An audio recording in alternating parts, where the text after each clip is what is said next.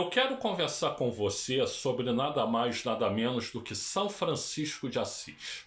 Vamos conversar sobre São Francisco de Assis? Bom, gente, eu acho que nesse vídeo, um vídeo recente que eu gravei sobre os japoneses, eu chorei, né? E eu já tenho quase 3.000 vídeos aqui e não me lembro. Eu lembro de ter chorado em uma, não lembro qual foi, né? E depois desse dos japoneses eu chorei copiosamente, né? E eu acho que esse vídeo aqui eu também vou ter que me esforçar para não chorar, né? Porque eu tô falando simplesmente da pessoa mais importante da história da humanidade, obviamente depois de Jesus Cristo. Na minha visão, Jesus Cristo é a pessoa mais importante que já passou por esse planeta, né? E a segunda mais importante é São Francisco de Assis.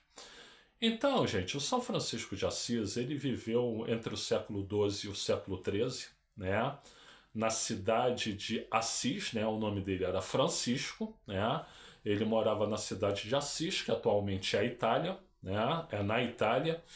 E ele, durante a adolescência dele, os primeiros anos de adulto e tudo, ele era o que a gente chamava, poderia chamar hoje em dia de playboy, né?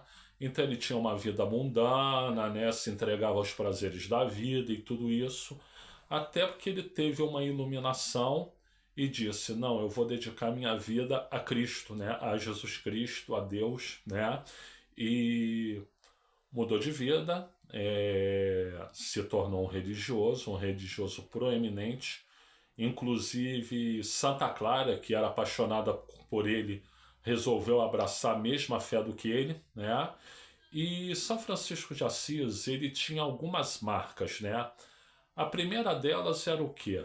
A dedicação contundente aos pobres, né?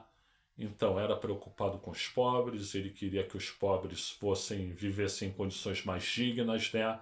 Que os pobres eles fossem melhor assistidos, que os pobres fossem objeto de mais atenção, né?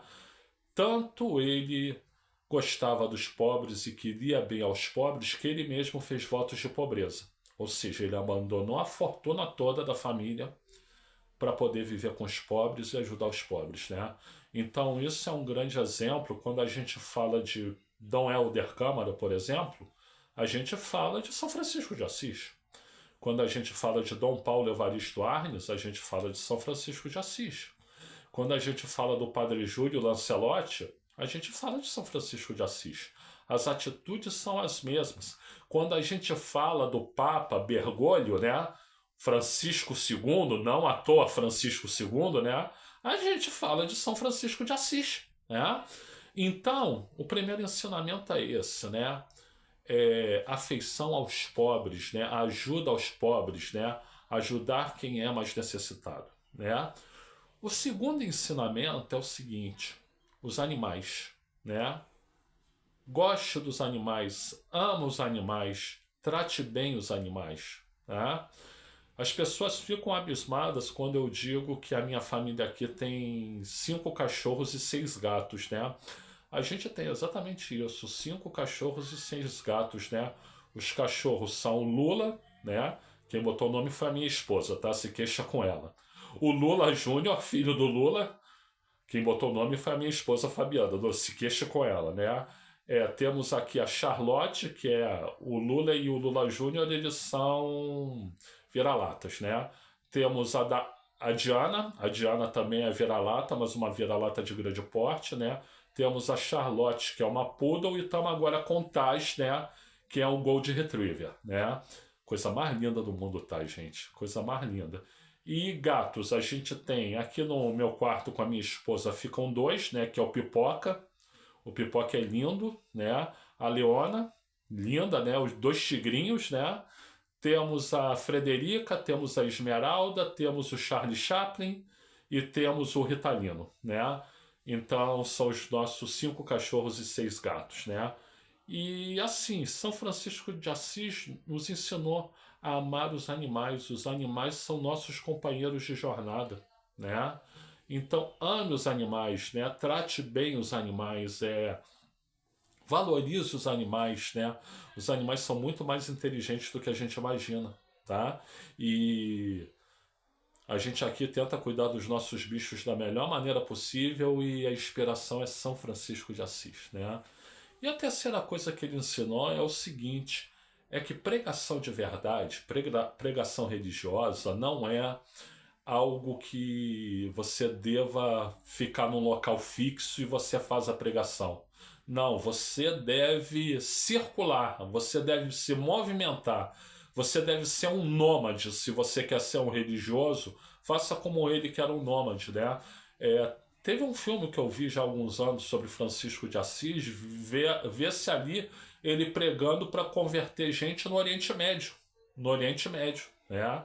Depois ele volta para Assis e tal, aí ele vai se mobilizando para fazer pregação onde ele pode fazer, com esses temas, né? Louvor a Deus, mas você louva a Deus, né? Beneficiando os pobres e cuidando bem dos animais. Então, é uma personalidade fantástica, fantástica, né? Eu tive a ideia de gravar esse vídeo de São Francisco de Assis, inclusive, porque a gente está de mudança aqui em Miguel Pereira, e aí a minha esposa pegou uma imagem de São Francisco de Assis, que foi minha mãe que deu para ela, né?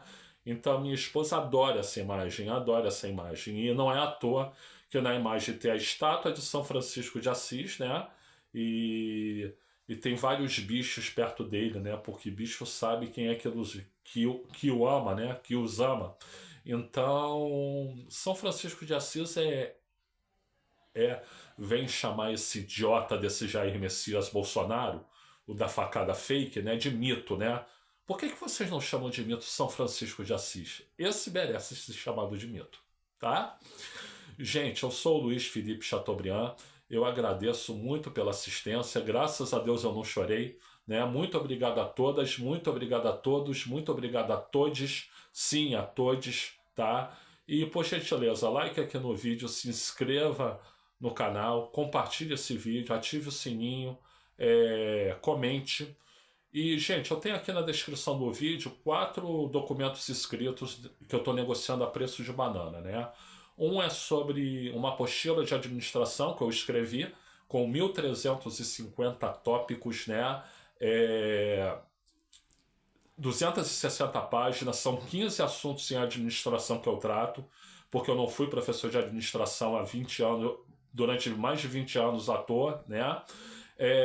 Uma minuta sobre sistema político e sistema eleitoral, né? Eu também fiz dissertação de mestrado nessa área, né? Uma proposta de calendário para o futebol brasileiro, porque eu estudo esse assunto há 40 anos, né? E um livro, um e-book em homenagem ao Roberto Dinamite, né? Meu maior ídolo no futebol. Se tiver interesse em algum desses assuntos, vê aí a descrição e entre em contato comigo.